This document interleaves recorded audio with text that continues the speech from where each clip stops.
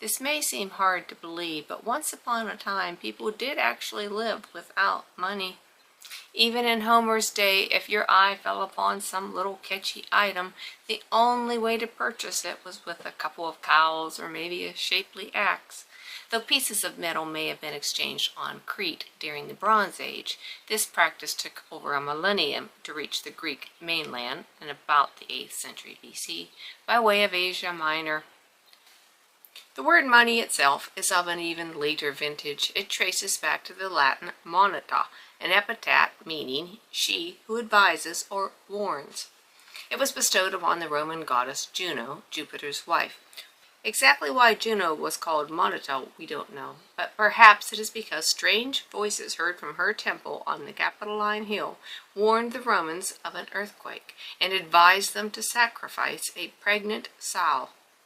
Later, according to another story, when the Gauls were invading Rome in 390 BC, geese who were sacred to Juno sounded a warning as the enemy attempted to take the Capitoline by night.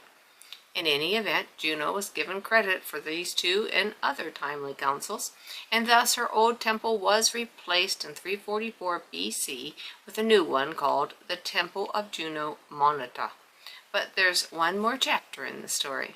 In 280 BC, the Epirian king Pyrrhus, he of the Pyrrhic victory fame, launched an attack on the Italian homeland, and thousands of Roman soldiers were sent out to meet him. The Romans faced numerous difficulties in this campaign, and at one point they feared they were running short of funds required to sustain it. A few wise men among them then appealed to their trusty counselor Juno, who issued a brief statement to the effect that those who wage war upon just principles would never lack the necessary cash.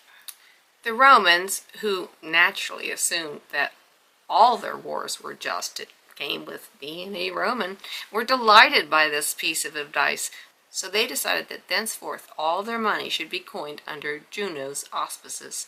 They established a mint in the temple of Juno Moneta, after which moneta carries to mean mint, and eventually minted coins. Our word money derives from the old French word, which I won't attempt to pronounce a French word.